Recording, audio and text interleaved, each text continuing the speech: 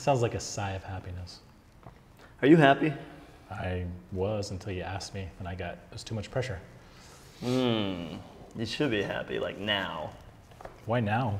Because you can be happy now.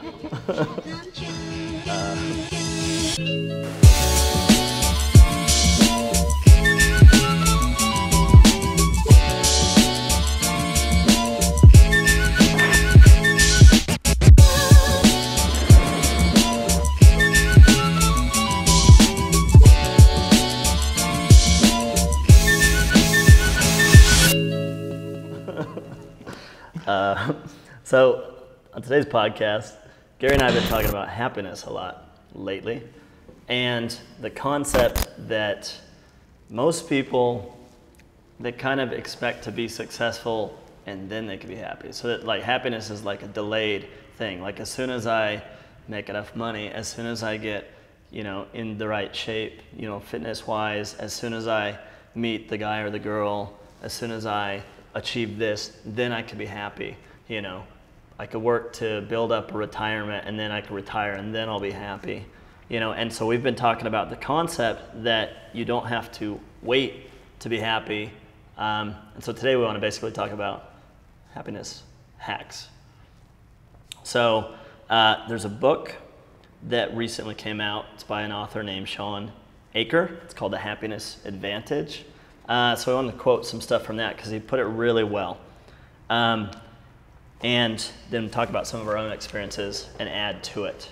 So he talks about the concepts that you're actually more likely to be successful if you're happy first, and you don't have to necessarily wait to be happy, but like when you are happy, you're more creative, your brain chemistry works better, your mind flows better, and it's just, you end up being more successful if you don't prolong happiness. They're actually like your brain will release dopamine and serotonin and these different brain chemicals that give you energy and make you feel really good and feel creative, and then you can use that happiness to achieve more in your life, which will eventually bring you even more happiness. So you get caught in that happiness loop,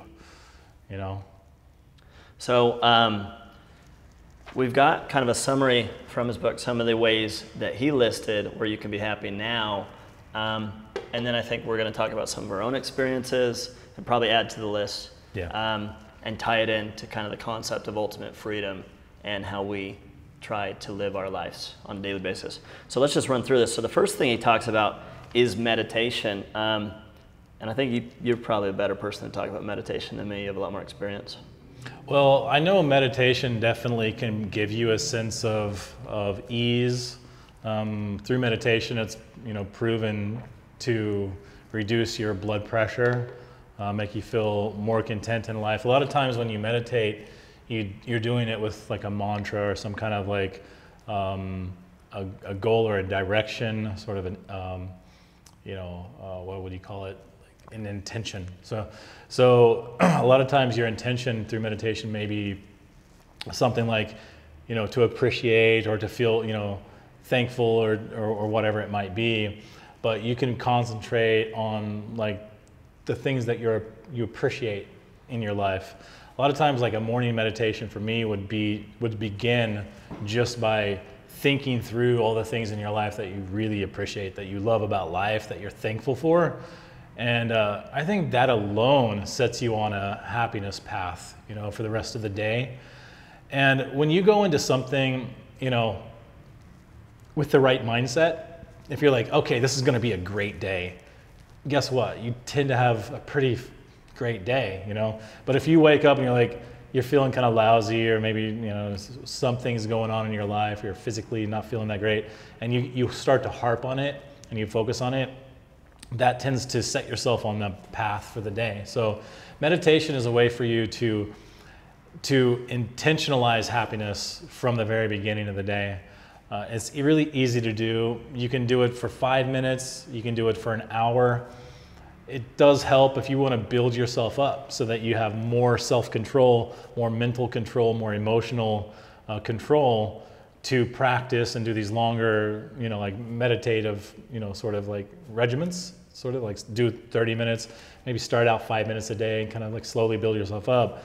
And what you're doing is you're strengthening your mind, strengthening your capacity to control your emotional responses to the different stimuli that you run in, things that you run into during the day that might, maybe if you run into a situation where you would ordinarily feel angry, well, you can control that a lot better. You have some sense of like control because you've practiced controlling your mind. It's like a muscle. They say it's kind of like a muscle, and I think in certain ways it really is. And the more you practice meditation, the more you can kind of stay at this relaxed, content state of mind. So I think that's really conducive to happiness. Let me throw something out to you. So last night we were at dinner, and you were talking about the float tanks, and the idea that, I don't know if I'll get this quite right, how you worded it, but it was something like, say a Buddhist monk that's been meditating his entire life, and he gets to that state of mind where, you can have these transcendent experiences. That's what you're going for, right? And you may only have that happen to you one in every 10 times you meditate or something if you're lucky. But you're saying that a float tank is a way that you can like jack into that like the very first time. Definitely, or first, yeah. I mean, I'm actually building float tanks in Bali right now. So do you want to explain what a float tank is? Sure. First? So if you've ever heard of a float tank or like a sensory deprivation tank, there's been movies made about this in the 70s. They've been around a little while. I mean, back then they would get in the tank and do acid and some kind of like drug. It wasn't acid, it was something like that. And it would just trip out, and it would transport them to another universe where there would be like other, like beings there that you would communicate with, and pretty trippy. You don't need all that. Trust me, like for like float tanks, you kind of feel, it's like takes you to a place that you almost feel like you're high.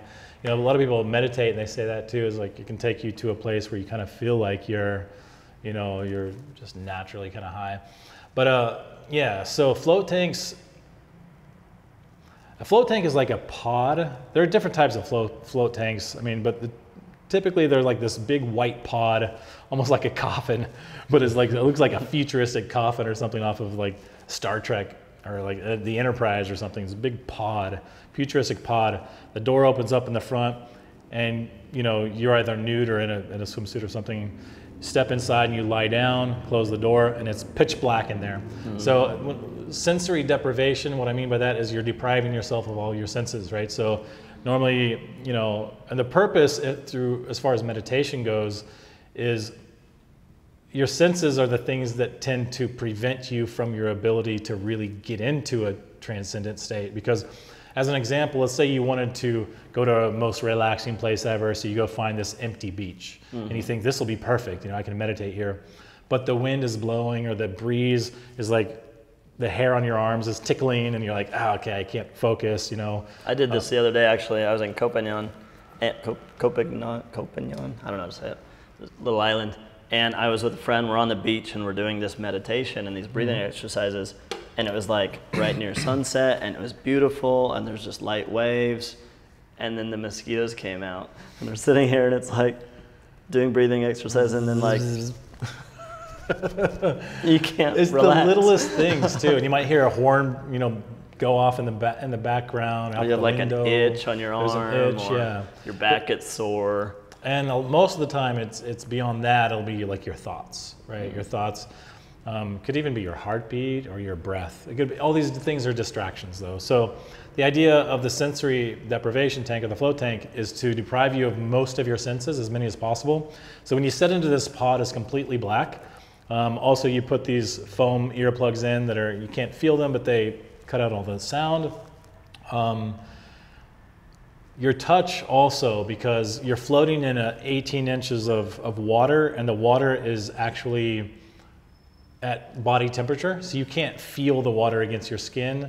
The air above you in this pod is also at body temperature, so you can't feel the air above you or your skin. So your entire body, you feel as though you're just floating in space.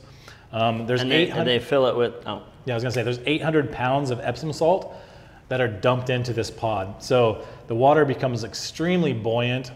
You can lie on top of the water, face up, and just float there. And you're not trying to float. You just... Like you could fall asleep and you'd be fine. I thought, like, I tried to test myself. I was like, what if I fall asleep? So I tried to like push my head underwater and I couldn't do it. I stepped my foot down into the water and the water pushes back. You know, you can feel it. It's that buoyant. Yeah. So yeah, you float there and so all your senses are gone. And so if you just kind of like space out, and I've had these experiences in there where one time I felt like it's not just feeling like, it's like, get lost in space. You don't know where you are in space. You don't know where you are in time. And I felt like I was in my mother's womb. Like I had a flashback to when I was in my mom's belly before I was born.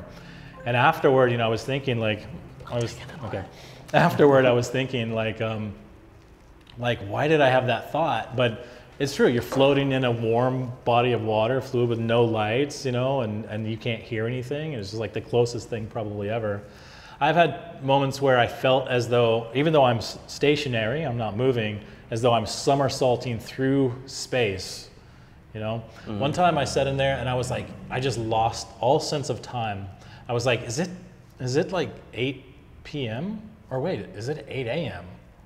And then it just like came to me all of a sudden. I was like, wait, it's like 1:15 p.m., you know? I snapped back to reality, and I had been in there for 15 minutes. So within 15 minutes, I had lost all sense of time completely. Yeah, and so some strange experiences, but if you were meditating outside of the tank, you might go into a transcendent state where you feel like you're raising up out of your body, or you lose sense of time and space, and you might even lose sense of your body or who you are or where you are. You're there, but you aren't you. You're separate from that.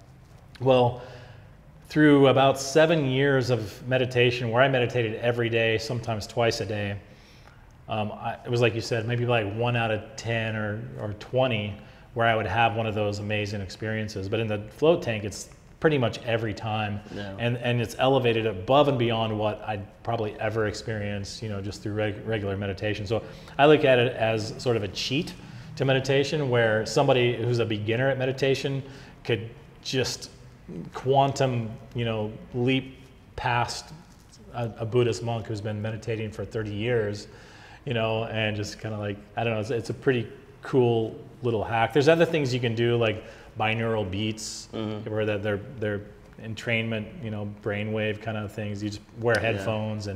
and it'll change your brainwave to like theta, beta, or whatever more easily.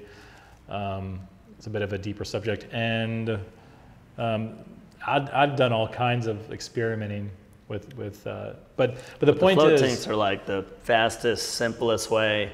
And they're getting really popular, so they're all over the place. They're obviously not in Bali, because you're building your own like float tank facility, which is something we could talk about in a future episode. That you're just like creating these. Like, we could even take them in. We should take people into the float tanks and show them. Yeah, that'd be cool. That'd be awesome. Yeah, we should do that. So meditation is definitely one way that you can improve your happiness, and you can do it now. You know, it's a cool thing. You don't have to wait until you're rich to be happy. Right. You can just meditate. I think of these things as like bite-sized chunks of happiness, and the more you have, the more you create for yourself, the more you remain in a state of happiness. You know? Yeah, and happiness, it's not, I don't think of it, it's not like a destination. Really. It is a state. It's a feeling, Yeah. And so you're trying to achieve this feeling of happiness on a consistent basis, and that's kind of a way to get to that. I used to think like this. I was like, you know, is money really the path to happiness? Or like, what is the fastest path to happiness? If you just want happiness in your life, and happiness may not be the ultimate goal in life, it's something worth having, you know, but it's not necessarily like the ultimate goal in life. But if happiness is your goal in life, or just today, like right now, you want to be happy, there are very long, challenging paths to get you there. Like if you think making money, like having financial freedom is, you know, that's the path to happiness. Well, I can tell you that if you achieve financial freedom, it's not going to put you in a perpetual state of happiness. It's going to feel good at momentary, you know, from time to time. Maybe you'll be able to do more things, travel and do things that'll bring you more happiness. It will open up the gates to happiness, but you can achieve happiness now. Like for example, if you have a dog, you could come home, from wherever you are, open up the door, and the dog, you will just feel happy when your dog is like jumping up on your legs. There's all these little things in life that can give you happiness, and it's really simple to achieve a lot of these things. How hard is it to have a dog, just to have a dog there, or a child or something like that. Child's a lot of work, but there are things that you can do. Your kids don't always make you happy, but in general, that's true. In general, I play ukulele a lot. I like to write music, creativity. Creativity brings me a lot of happiness. So there's these quick fixes, to happiness that you can achieve. And happiness is not a destination. It's just a feeling that you have, and you can. If it's such a worthwhile goal to achieve, then why not take the quick paths that will take you there right now? And just realize in that moment, like if I'm playing ukulele, I stop and realize that, man, I'm happy right now. Like if there's a destination, I'm here right now. Yeah. So it's, and again, it just sets your whole brain on a path to achieve more. You're feeling better about your life.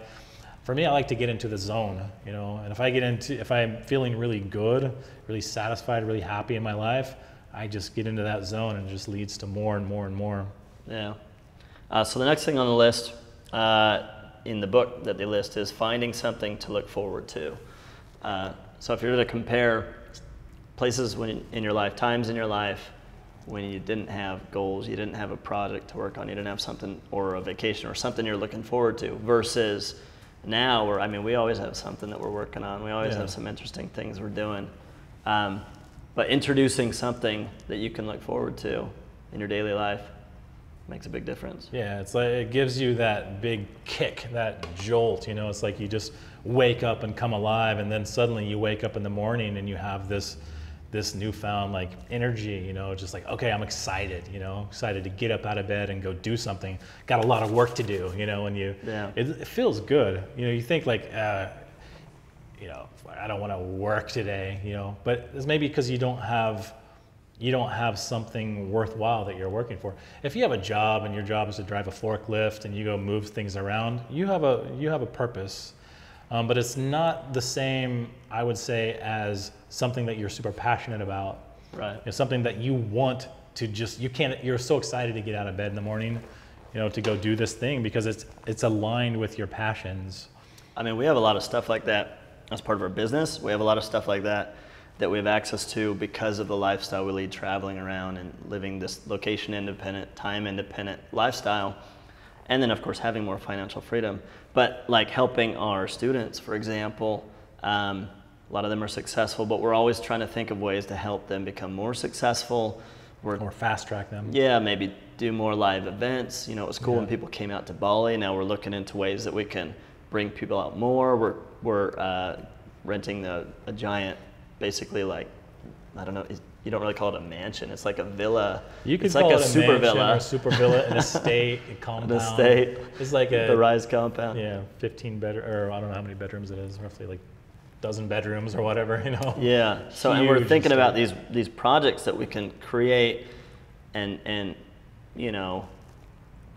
create an easier path, a faster path for our students to reach the kind of success that we've had and that our successful students have had. So those are kind of projects that we work on a regular basis. For me, travel is something I always look forward to. I always enjoy traveling to a new country or going to a new place. Sometimes we take trips together and have fun with the business. Sometimes it's just going out and just doing your own thing wherever. We've met up in all these different countries. But yeah, it's the kind of thing that it can be even a small thing you look forward to or a big thing. And it's probably good to have some big things, some big goals that you set and little goals and even just events that you're looking forward to. And the important thing about those, I think, are just to commit to something, for yourself, and think of it as sort of a treat to yourself, something that you're like, okay, at the end of the month, I'm going to do this, even if it's like, I'm going to go, stay in a hotel for 2 nights in a different location or something like that. But it's like it's almost like a fuel for the next month. You have something to look forward to. Yeah, there's actually the next item on the list. I think we could kind of tie into this one because we're in a unique situation because of where we are with our business and everything. He says commit conscious acts of kindness. So the idea of doing things for others, and what we're able to do a lot, there's a lot of happiness that comes from, like, once you achieve financial success, financial freedom, we've made the decision to kind of like pay it forward and help other people to achieve the same thing.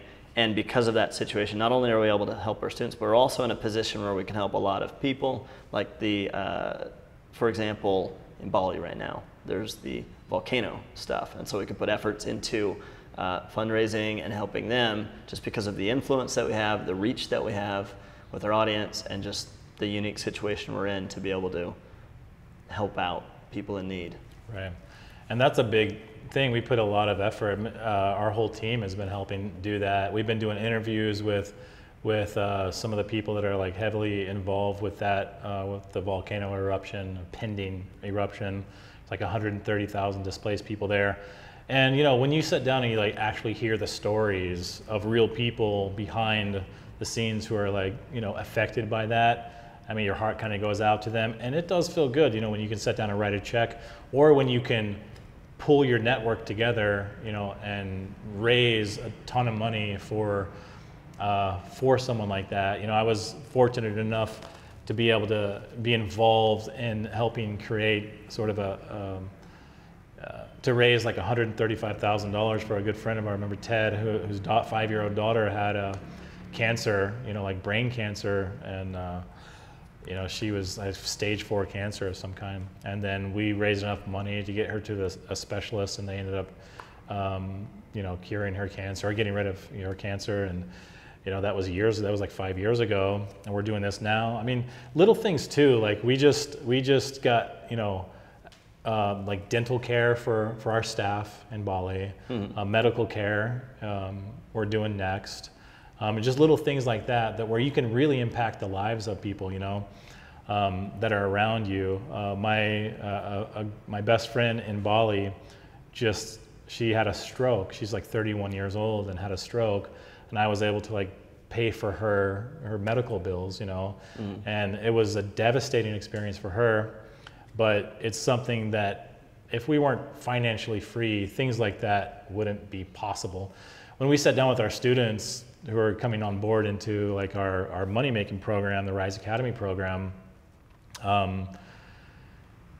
we asked the question, like, you know, what is it that drives you? What makes you wake up in the morning? And most of the people respond that it's about, you know, some form of freedom, you know. A lot of people talk about how they have a family member or someone that they love who is in medical, you know, a medical situation, and they want to be able to help, but they can't. And so this fuels a lot of people's drive to work really hard, to do whatever they have to invest in themselves, because they want to find themselves, they want to wake up one day and find themselves in our shoes, where like your best friend has a stroke, you can help, you know, you can make a difference.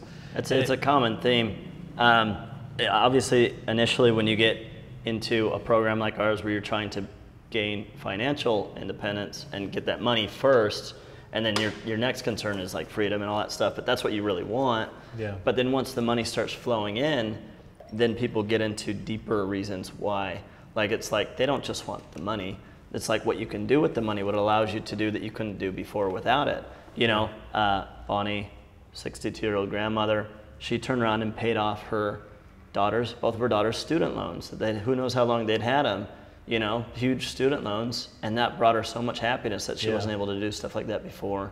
Yeah. Sean, it was all about leaving a legacy for his children, you know, kind of teaching them and helping them in that way.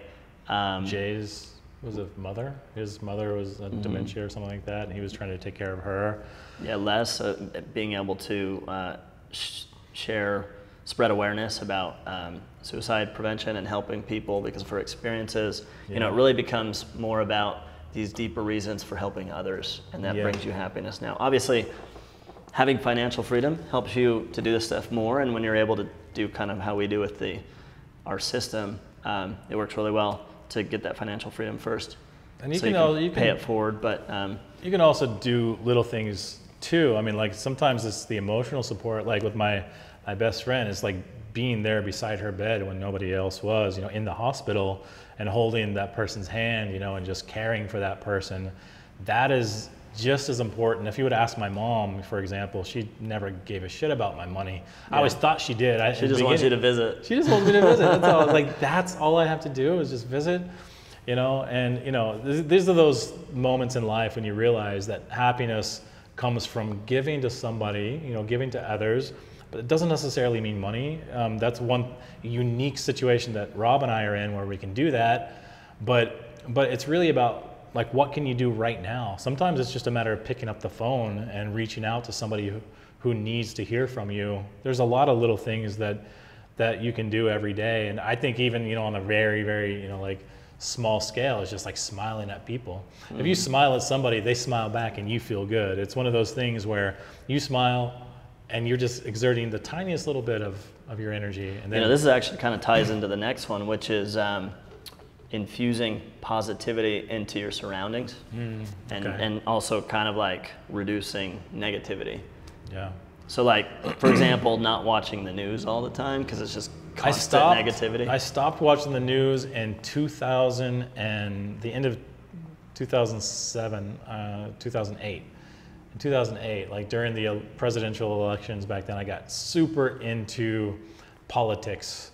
And to the point where I thought I could make a difference. Mm-hmm. And then, I built this blog that was getting, 100,000 views a day or something like that around the elections. And it seemed like it was like I had the ability to make a difference. And then finally I realized I was just getting more and more and more stressed out every day that I poured myself into these things where you felt like you couldn't make a difference, Yeah.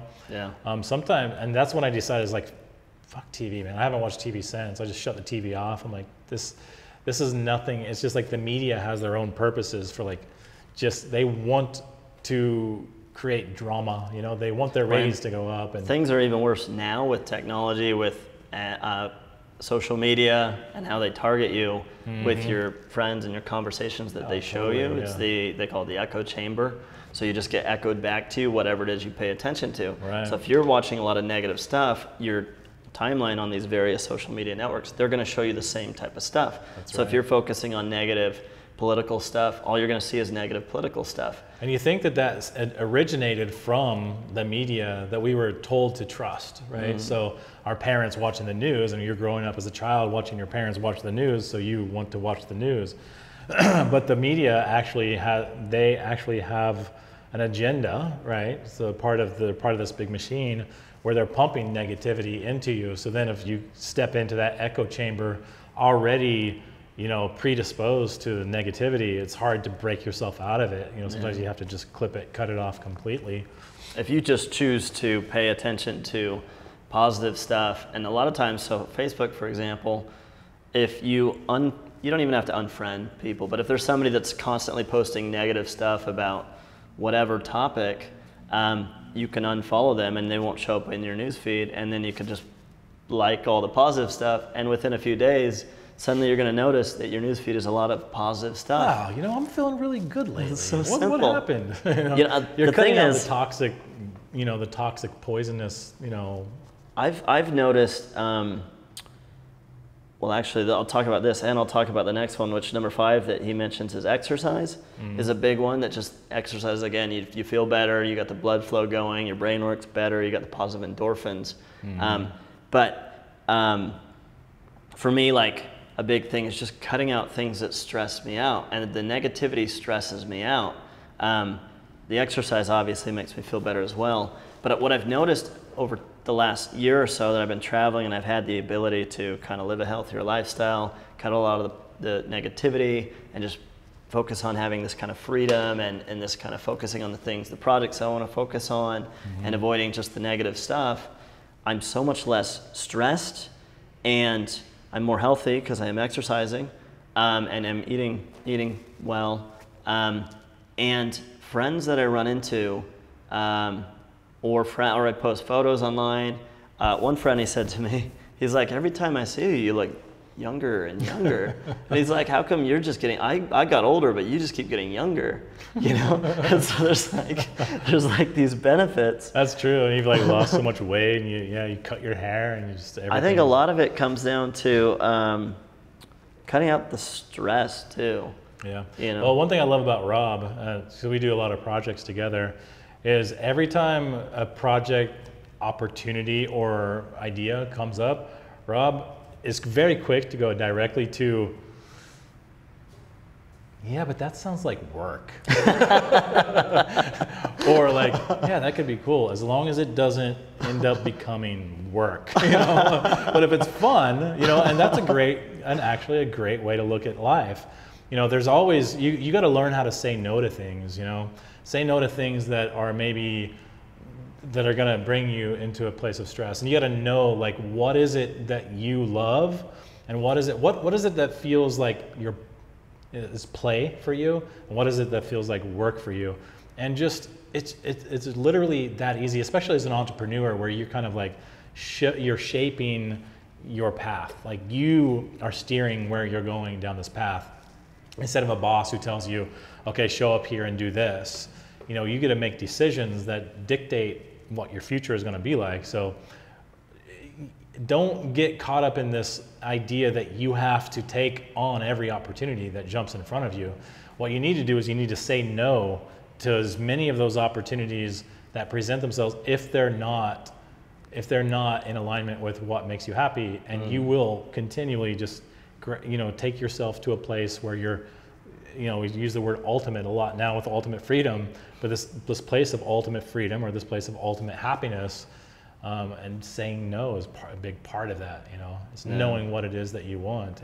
And it doesn't necessarily mean avoiding work. Like, there's a lot of work that you can do that's going to bring you happiness. You know, like, for example, you're talking about the benefit for Ted's daughter to raise money for a cancer treatment.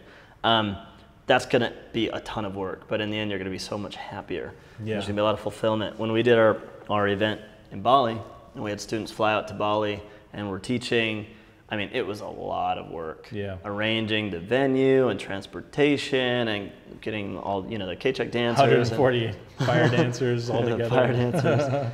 You know, but the thing was, it was like a transformational experience for the attendees and for us.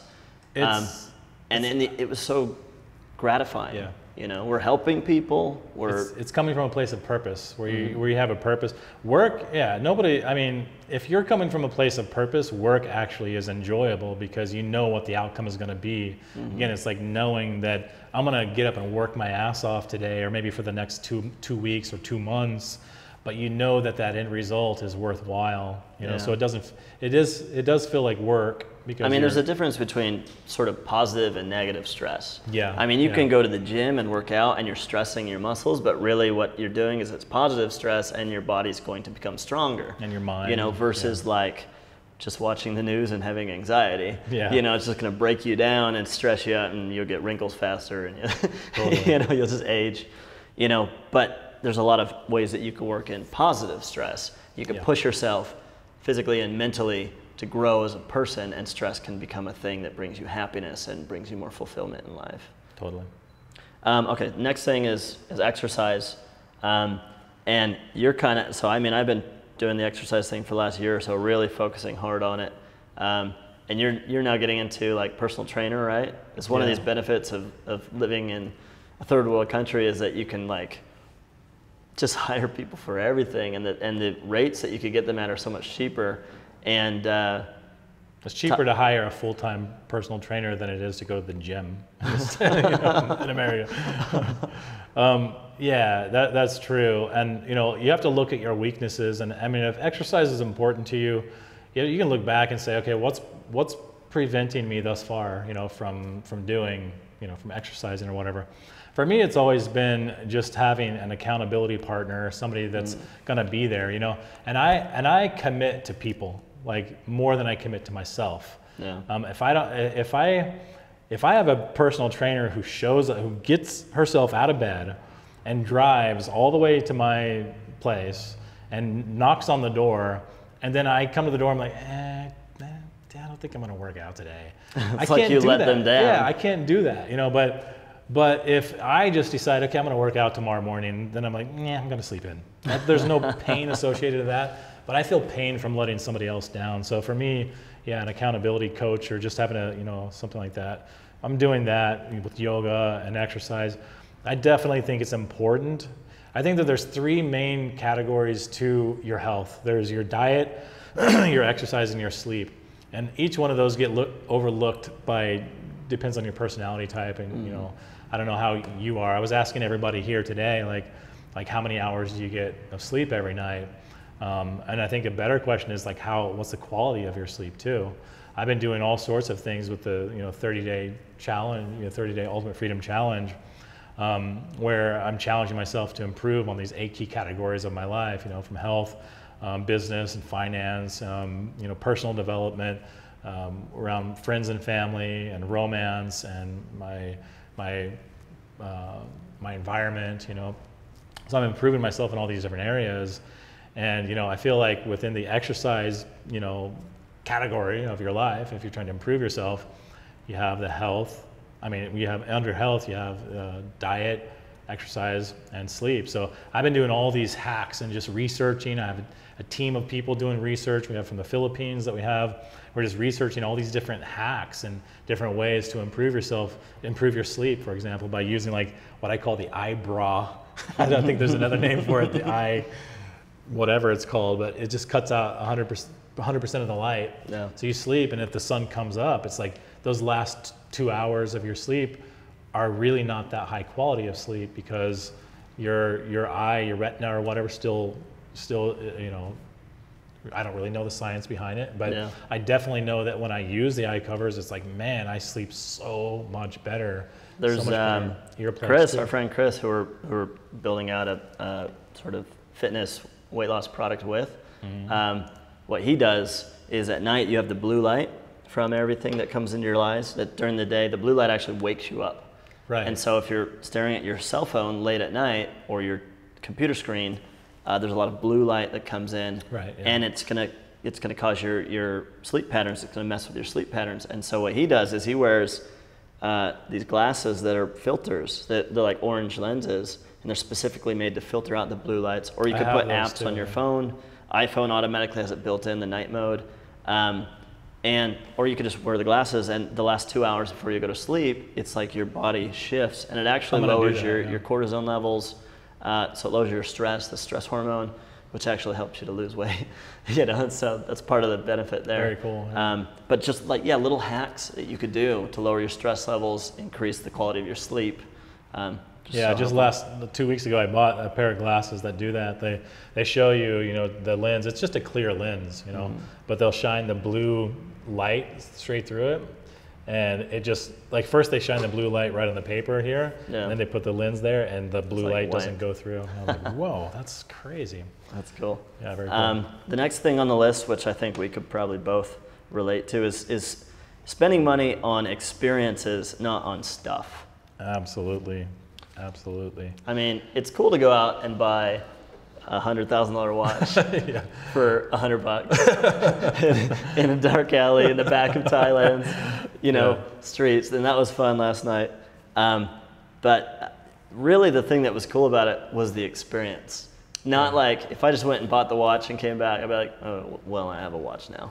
But the story, hanging out with friends, and that experience of walking down that little alley and the secret Rolex room. Yeah, they roll up the wall and you slide inside and you're like, whoa, what? And then there's this big wall of Rolex watches. And then negotiating and stuff. Yeah, cool. That was a lot of fun. So the experiences in life are what really are memorable, and it's experiences with friends and with family and people that you care about. And these things, they all tie in together.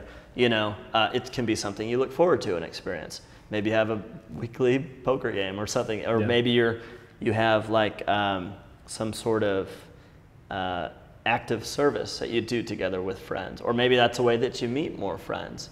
But it's the experiences that are so memorable and that bring you that boost of endorphins and that happiness. Yeah, it really does. And I'll do things like throw parties.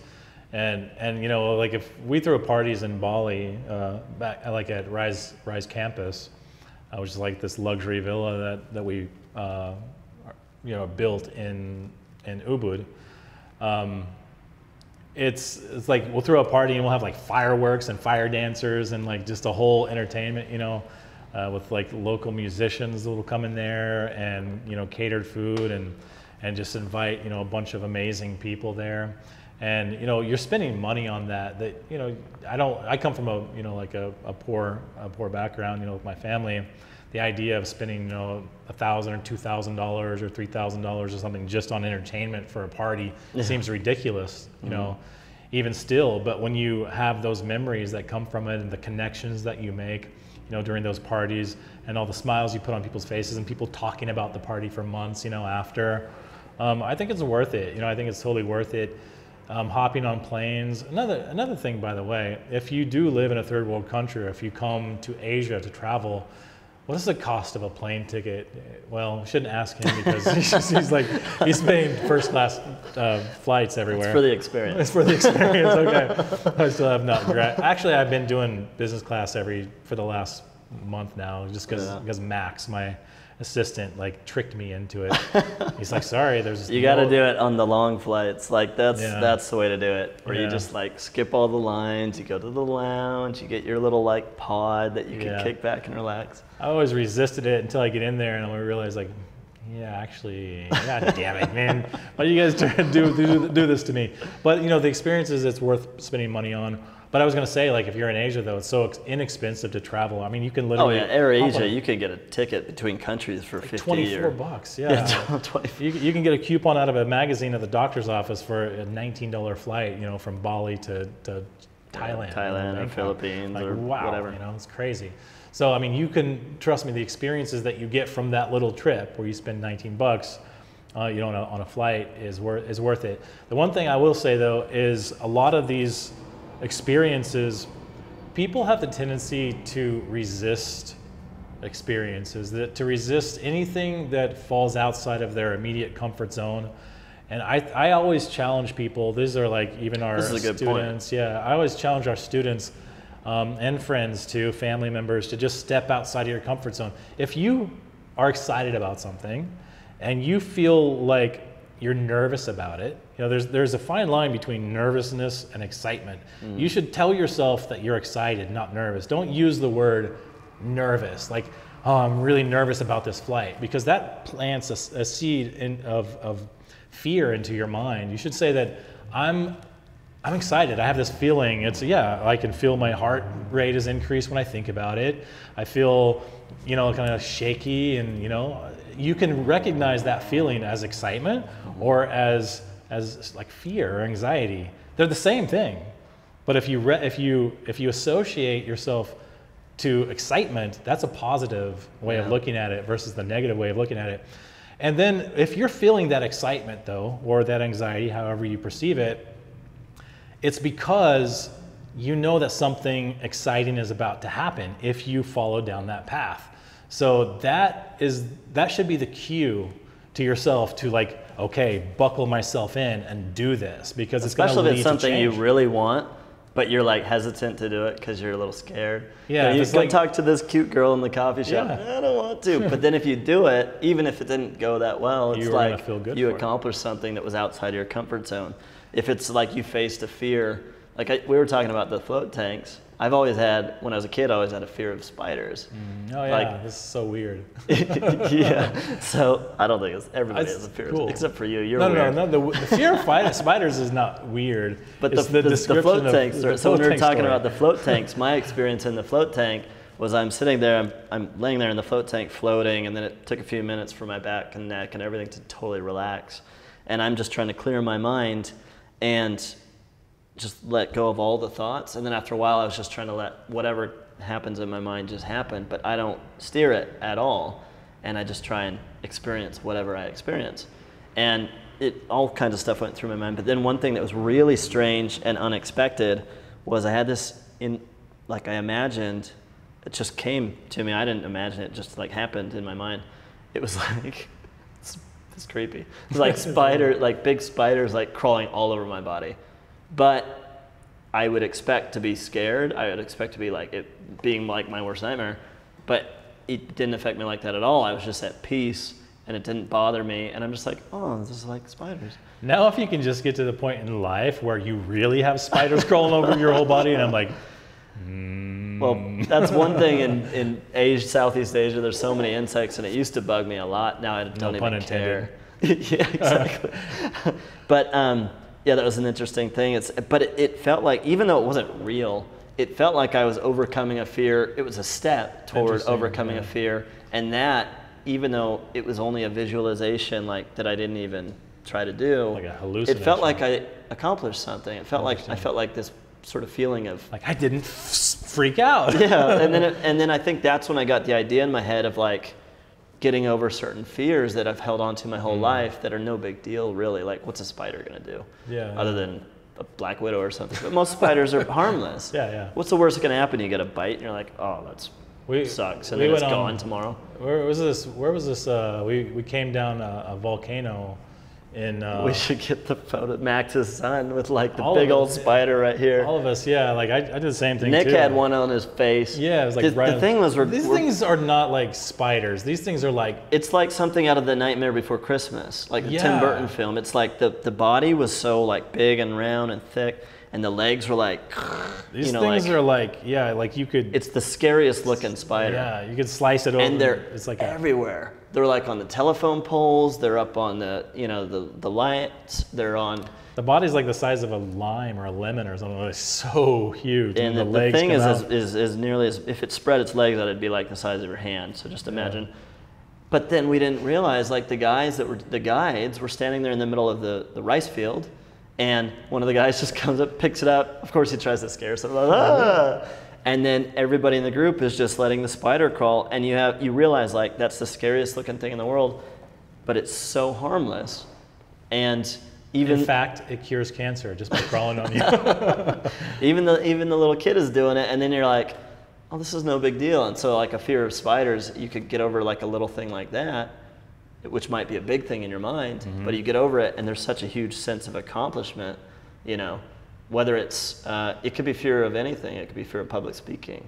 It could be fear of going and talking to a girl. It could be, fear of starting a business.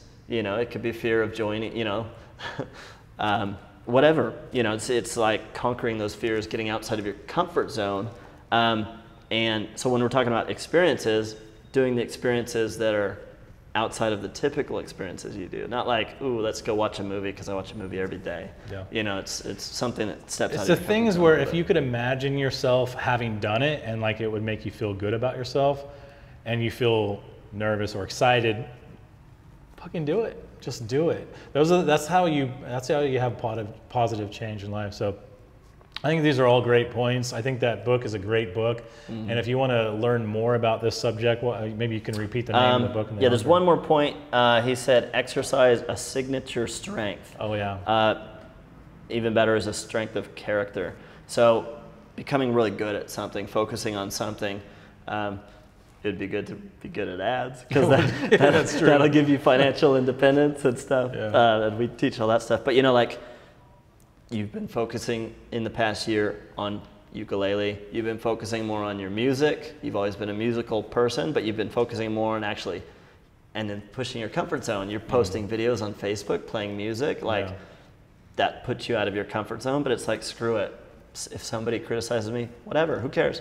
And how much joy and sort of like accomplishment did it feel when you put it out there? The funny thing about that is that the anticipation that brings you fear is the worst part of it. Like if you actually do it, it's like you just realize like you're just surrounded by, if you surround yourself by people who actually care about you. I bet you a lot of my fears and anxieties around things like that probably stem from me being, when you're younger in life, you are just thrown right into the middle of these supportive people and these very toxic people, and you don't really know how to navigate through that. And just for a period in your life, you just come up and those same people are around there, until eventually you learn to like close the door to the toxic poisons in your life and the people who don't serve you, and to spend more of your time focusing, allowing the people who are supportive of you, until one day you wake up and you realize you have all these fears that are like these ghosts, that follow you around. And it's just these people from when you were a child that were laughing at you, you know, or something, or whatever, making fun of you or teasing you and stuff. But they're not there anymore because you've already navigated yourself to a better, you know, surrounding in your life, and there's no longer that element. So it's like, what do you have to fear, you know? And so you do something, and I play a ukulele, and you know, maybe it sounds good or maybe it sounds awful. It doesn't really matter, because if you're surrounded by people who love you and care for you, they're just going to be nothing but supportive of you, you know? So it's like sometimes you just got to, you know, realize that a lot of the fears and things that are preventing you from doing the things that you love, it's all been built up over time, and it's just that anticipation that's really the problem. And if you just, you know, it's like if you hate avocados or something from when you were a child, give it a try. You're like 40 now, you know, maybe it's not the same anymore. I'm not 40 yet. You're not, getting there, getting there. Almost there. But the point is that your tastes change over your life. Things change, you know. So you got to get out there and try things. And so anyway, yeah. So the topic is just happiness and hacking your way to happiness, having happiness now rather than waiting. The book, The Happiness Advantage, is a good book. It ties in this stuff really well. So you can check that book out.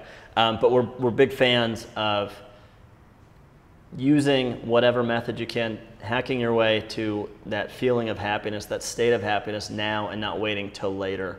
And that's one of our sort of core tenets to achieving ultimate freedom. I think that sums it up very nicely. That's a wrap. There's a much higher ratio of sociopaths in politics. In order to climb that cutthroat ladder, you have to be ruthless. You can't be easily affected by fear and emotions. But ayahuasca makes you super empathetic. So you're wondering if it could be used on like a sociopath Possibly. To help them feel empathy. You know, slip it in their drink. They say you're gonna undergo anger management, and you have to undergo ayahuasca treatment. You know,